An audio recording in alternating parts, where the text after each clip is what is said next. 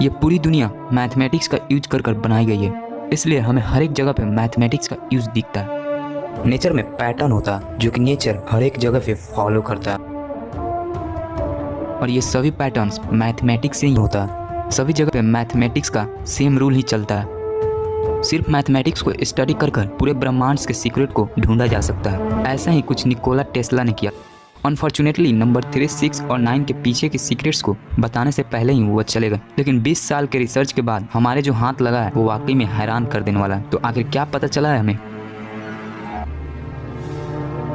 सभी जीव जंतु एक सेल से ही बनना शुरू होते हैं। स्टार्टिंग में 1 सेल डबल होकर 2 सेल में कन्वर्ट होता है, और फिर 2 सेल डबल होकर 4 सेल में, फिर 4 सेल डबल होकर 8 सेल हो जाता है, और ये प्रोसेस ऐसे ही चलते रहता है, और फिर एक बड़ा सा जीव का निर्माण होता है। तो अगर हम इस प्रोसेस को मैथमेटिकली समझे तो हमें ये सीक्वेंस मिलता है।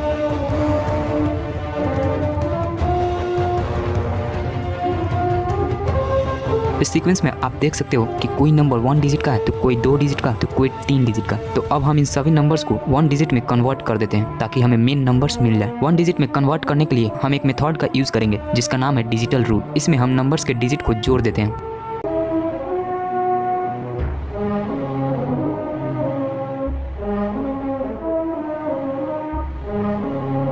अब हमें जो नंबर मिल रहा है उस पर गौर कीजिए।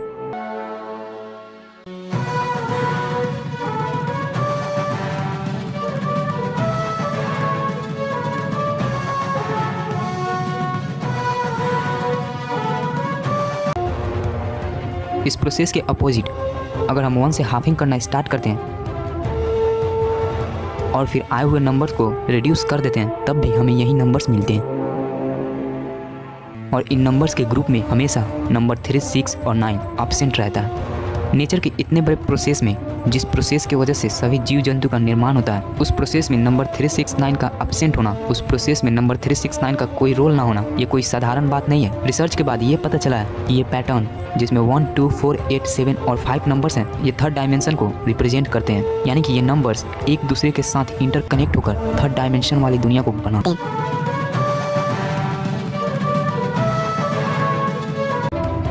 इस फिंगरप्रिंट में इन नंबर्स के बीच में जो ऑसिलेशंस दिखाया गया है वो ये रिप्रेजेंट करता है कि एनर्जी कभी भी डिस्ट्रॉय नहीं होती है, बल्कि एक फॉर्म से दूसरे फॉर्म में कन्वर्ट होती रहती है। इस पैटर्न में 3, 6 और 9 इसलिए नहीं है क्योंकि 3, 6, 9 थर्ड डायमेंशन से भी हायर डायमेंशन वाली दुनिया को रिप्रेजेंट करते हैं। जब हम 3, 6 और 9 से डबलिंग करना और हाफिंग करना स्टार्ट करते हैं तब हमें कुछ अलग ही देखने को मिलता है।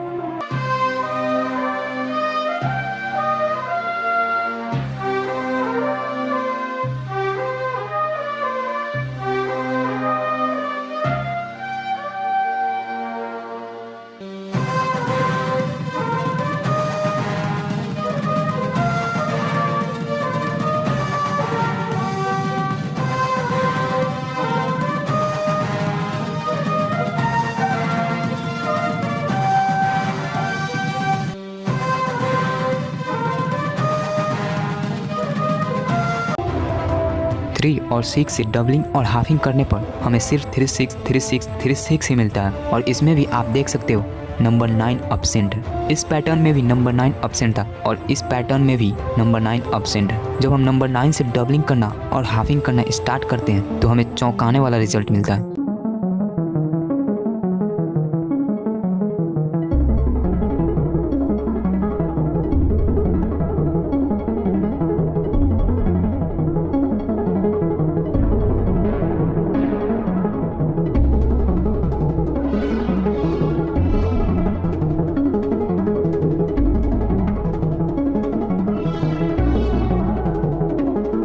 सब ये बात जानते हैं कि सर्कल में 360 डिग्री होता है, लेकिन आखिर क्यों?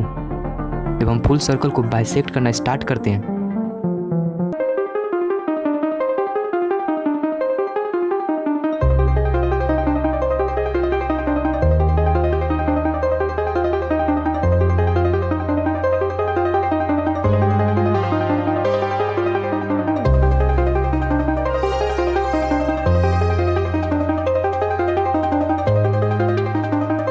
ये तो बात थी सर्कल की। अब हम पॉलीगन्स की बात करते हैं। आपको तो पता ही होगा कि एक ट्रायंगल का सभी एंगल्स का सम 180 डिग्री होता है। तो इसको जब हम रिड्यूस करते हैं तो हमें नंबर 9 मिलता है। सेम इसी तरह से रेक्टेंगल का भी सभी एंगल्स का सम 360 डिग्री होता है और इसको भी रिड्यूस करने पर 9 ही मिलता है। और पेंटागन का भी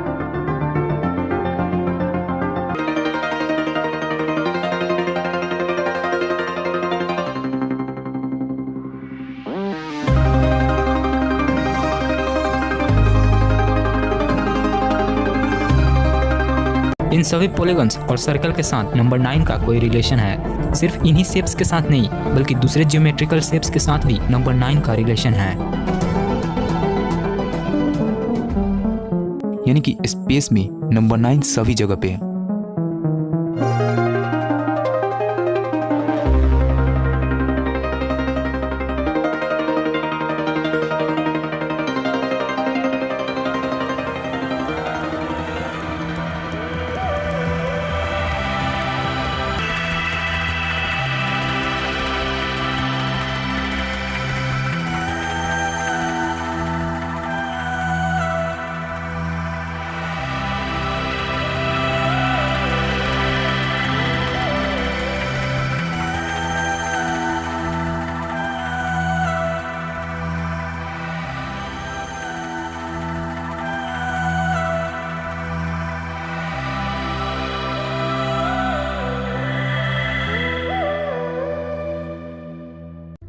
आप रैंडमली कितने भी दिन ले लो, हफ्ता, महीना या फिर साल ले लो, जब आप सबको मिनट या फिर सेकंड में कन्वर्ट करोगे और फिर उसका डिजिटल रूट निकालोगे तो आपको हमेशा नंबर 9 ही मिलेगा।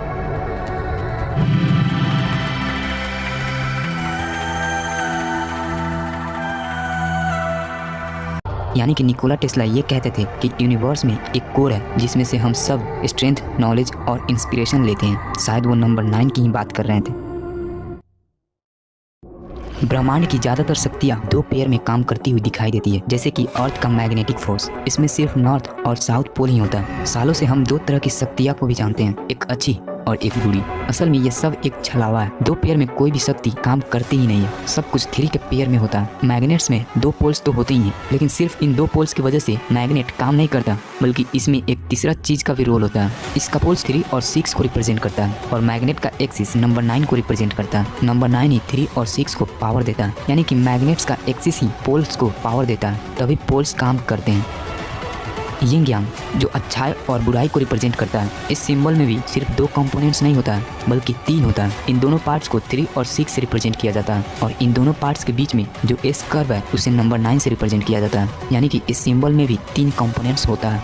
असल में नंबर 3 के बेसिस पे ही इस पूरे ब्रह्मांड का निर्माण हुआ है, इसलिए तो ज़्यादातर चीज़ें 3 पेयर में होता है। जैसे कि एटम्स में 3 पार्टिकल्स होते हैं, इन्हीं 3 पार्टिकल्स से पूरे मटेरियल वर्ल्ड का निर्माण होता है। 3 तरह के चार्जेस भी होते हैं। टाइम भी 3 रूप में ही एग्जिस्ट करता है। निकोला टेस्ला ने भी यही कहा था कि इन 3 चीज़ों से वाइब्रेशन, एनर्जी और फ्रीक्वेंसी से ब्रह्मांड को आसानी से समझा जा सकता है। इस यूनिवर्स को क्रिएट करने में जितना हाथ नंबर 3 का है उतना ही नंबर 6 का भी है। एटम्स में ध्यान से देखने से हमें यह पता चलता है कि इसमें सिर्फ 3 कंपोनेंट्स नहीं होते हैं, बल्कि 6 होते हैं। 3 पार्टिकल्स और उन 3 पार्टिकल्स में मौजूद 3 तरह के चार्जेस, यानी कि नंबर 3 और 6 हमेशा पेयर में काम करते हैं और इस पूरे ब्रह्मांड को बनाते हैं। लेकिन ये सब कुछ नंबर 9 के कंट्रोल में होता है। नंबर 9 की वजह से ही 3 और 6 यूनिवर्स को क्रिएट कर पाते हैं। यानी कि ओवरऑल नंबर 9 ही सब कुछ है। ये सब कुछ प्रतीत तो होता है, लेकिन साथ में ये कुछ भी नहीं है। मेरा मतलब ये है कि नंबर 9 सभी जगह पे मौजूद तो है, सभी चीज़ों में इनकोडेड तो है, लेकिन साथ में ये कहीं पर भी है ही नहीं, ये एग्जिस्ट करता ही नहीं है। यानी कि नंबर 9 0 के समान है। इसका आपको प्रूफ चाहिए तो ये देखो, कोई भी एक नंबर लीजिए जिसमें नंबर 9 या फिर 0 डिजिट के रूप में मौजूद हो। अब इसका डिजिटल रूट निकालते हैं। अब हम इस नंबर में थोड़ा सा चेंजिंग करेंगे। मान लीजिए नंबर 9 0 के समान है, तो इस नंबर में हम 9 के जगह पे 0 लिख देते हैं और इसका डिजिटल रूट निकालते हैं। हमें सेम डिजिटल रूट ही मिला। ऐसा उन सब नंबर्स के साथ होता है जिसमें नंबर 9 या फिर 0 डिजिट के रूप में मौजूद होता है। 9 को 0 से रिप्लेस करके डिजिटल रूट निकालो या फिर 0 को 9 से रिप्लेस करके डिजिटल रूट निकालो, आपको हमेशा सेम डिजिटल रूट ही मिलेगा। आपको तो पता ही होगा कि 0 को किसी भी नंबर से मल्टीप्लाई करते हैं तो हमें 0 ही मिलता है। सेम नंबर 9 के साथ भी होता है। 9 से आप किसी भी नंबर को मल्टीप्लाई करके रिड्यूस करोगे तो हमेशा नंबर 9 ही मिलेगा।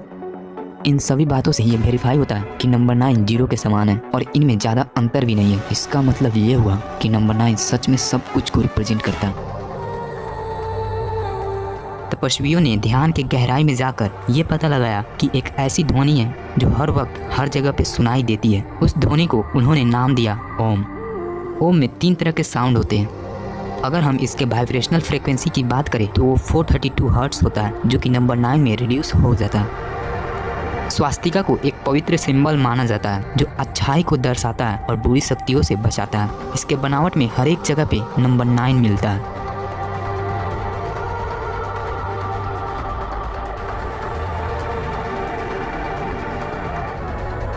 हमारे नंबर सिस्टम में 10 मेन नंबर्स होते हैं, जिसमें नंबर 9 सबसे लास्ट में आता है। नंबर 9 के बाद कोई और दूसरा नंबर नहीं आता है। 10 कोई नंबर नहीं है, ये सिर्फ एक कॉन्सेप्ट है जिसे हम बातों को रखने के लिए यूज़ करते हैं। असल में नंबर 9 से ही सब कुछ शुरू होता है और नंबर 9 पे ही सब कुछ आकर ख़त्म हो जाता है, और बीच वाला पार्ट भी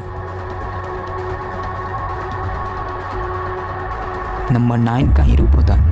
ये सभी बातें हमारे पूर्वज जानते थे। नंबर 9 को हमारे पूर्वज फिनिशिंग पोस्ट कहते थे, यानी कि नंबर 9 को एक ऐसा नंबर कहते थे जहाँ पे सब कुछ आकर ख़त्म हो जाता है, कंप्लीट, संपूर्ण हो जाता है। एग्जाम्पल के लिए प्रेगनेंसी पीरियड को ही ले लीजिए। हम 9 महीने तक अपने मम्मी के पेट में रहते हैं। 9 महीने में हमारी बॉडी पूरी तरह से डेवलप हो जाती है और हम धरती पे आने के लिए तैयार हो जाते हैं। हमारे पूर्वज नंबर 9 के इम्पोर्टेंस को समझते थे। वैदिक मैथ में भी नंबर 9 का इम्पोर्टेंस को बताया गया है। ये भी बताया गया है कि नंबर 9 कैसे जीरो के समान है। एंशिएंट इजिप्शियन, पाइथागोरियंस और कुछ मिस्ट्री स्कूल्स नंबर 9 के इम्पोर्टेंस को स्कूल्स में पढ़ाया करते थे। सिर्फ नंबर 9 के इम्पोर्टेंस को ही नहीं, बल्कि नंबर 3 और 6 के इम्पोर्टेंस को भी हमारे पूर्वज जानते थे। लेकिन सवाल अब ये उठता है कि अगर हमारे पूर्वज 3, 6, 9 के बारे में जानते थे तो हमें इसके बारे में तब क्यों पता चला जब निकोला टेस्ला आए? उनसे पहले हमें 3, 6, 9 के बारे में पता क्यों नहीं था? आखिर एकदम से क्या हुआ कि जो जानकारी हमें पता थी, बुक्स में स्टोर थी, वो खो गई? कुछ एंशिएंट्स बुक्स में 3, 6, 9 के बारे में जो जानकारी मौजूद है वो बहुत कम है, जबकि कुछ सबूत ये कहते हैं कि हमारे पूर्वज 3, 6, 9 के बारे में हमसे ज़्यादा जानते थे, यानी कि कुछ इन्फॉर्मेशन खो चुकी है। तो वो फाइल्स कहाँ हैं जिनमें हमारे पूर्वजों के द्वारा लिखी गई 3, 6, 9 का इन्फॉर्मेशन मौजूद था? शायद ऐसा हो सकता है कि कुछ फाइल्स एक्सीडेंट में डिस्ट्रॉय हो गए होंगे, लेकिन ये बात कहना सही नहीं होगा कि पूरी दुनिया से ये इन्फॉर्मेशन एक्सीडेंट की वजह से ही खो गई। 3, 6, 9 के बारे में हमें निकोला टेस्ला ने बताया। वो 3, 6, 9 के बारे में बहुत कुछ जान चुके थे और कुछ दिनों में वो रिवील भी करने वाले थे, लेकिन 1943 में उनका डेड बॉडी उनके होटल रूम में मिला। USA की FBI एजेंसी ने यह बताया कि उनकी मौत एक बीमारी की वजह से हुई थी।